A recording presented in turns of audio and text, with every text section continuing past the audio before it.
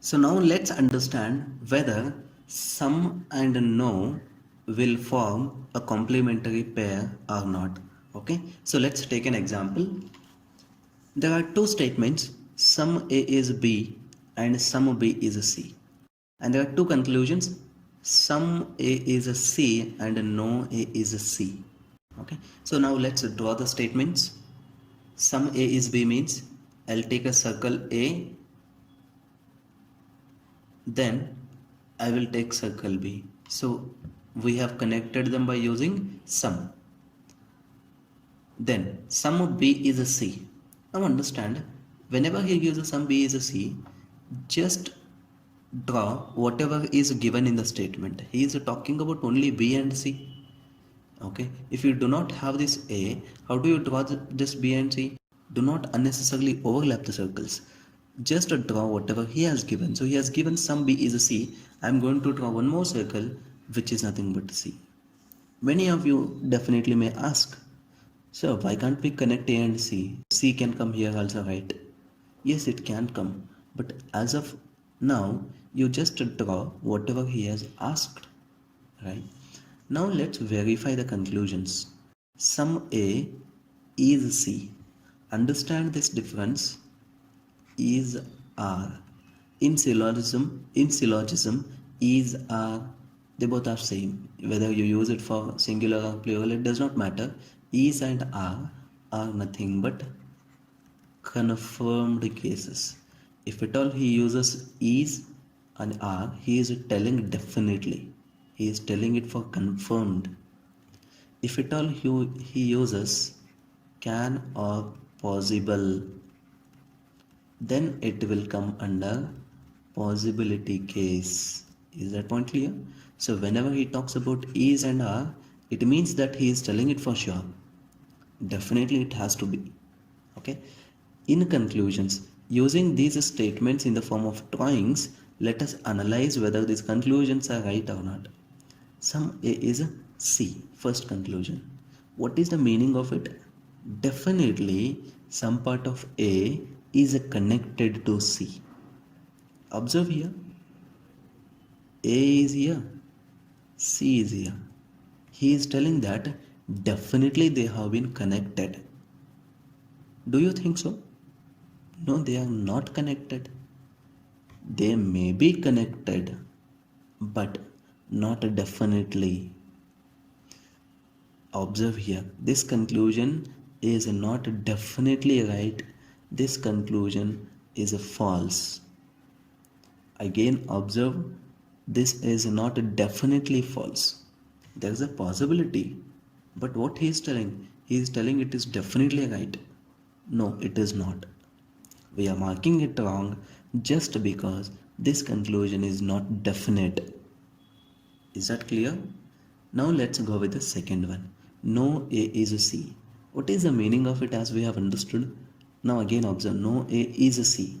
He is telling definitely that there is no connection between A and C. Between A and C there is no connection. There is not even a possibility. That is what he is telling in the conclusion 2. Observe here, A and C, there is no connection if you just observe the drawing. But is there not a possibility? Can't I connect A with C? There is a possibility. Why? We have seen if this line exists between A and C, then there will not be a connectivity. But here there is no line. What does it mean? There is a possibility of connection, but he is telling that definitely they are not connected. So whatever he is telling is wrong. Okay, so what happened now? Sum A is C is also wrong. No A is a C is also wrong. They are not definitely wrong, but there are some possibilities. Let's go with either or conditions. What was the first condition? Elements must be same. So elements are same. A and C, A and C. Next, both should be false. Yes, both are false. Third condition was if you make first one true, second should be wrong. If you make second one true, first should be wrong. Now, what are the different possibilities of connection between A and C? Now let's forget about B now. We'll just think about A and C. A and C can be like this. A and C can be like this. This can be A, this can be C, or this can be A, this can be C. Both are possible, right? So these are the different possibilities. Now, in all these possibilities, we will have to check first conclusion and second conclusion. These are the possible relations between A and C, right?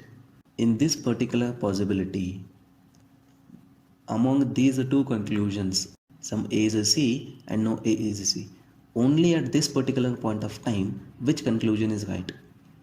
First one is wrong, the second one is right, because some is wrong, no is right. In this case, some A is a C becomes right. At the same point of time, no A is a C becomes wrong. What about here? In this case, all A is a C is right. Recollect whatever we have discussed. All follows, then some also follows. All A is a C is correct. In that case, some A is a C is also correct. When they are connected, no A is a C becomes wrong. All C is A, but read it from reverse order, it becomes some A is a C. So some A is a C is correct. At the same point of time, no A is a C becomes false. What is the thing we can observe from all these cases? In all the possible cases, if some becomes right, no becomes wrong. If no becomes right, some is becoming wrong. What does it mean? This forms a complementary pair for either or. Our first complementary pair is some and no. Clear?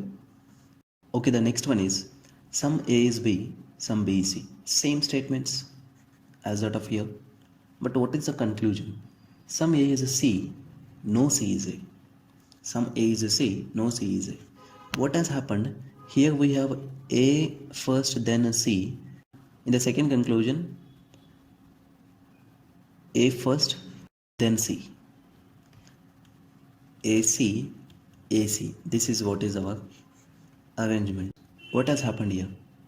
Some A is a C, AC. No C is A, CA.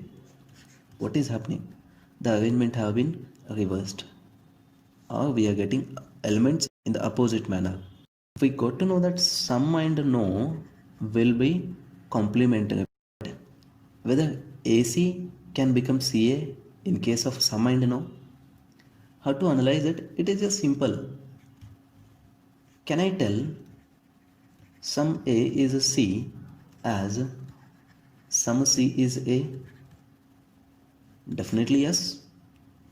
Can I tell no A is a C as no C is A? Definitely yes.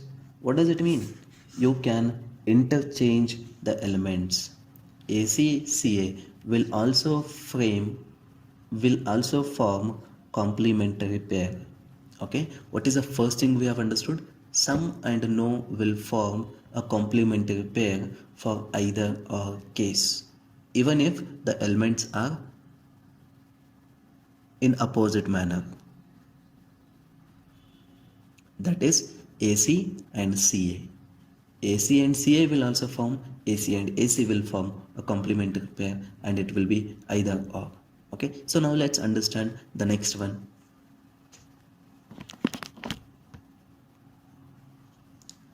Okay, now let's understand the next one.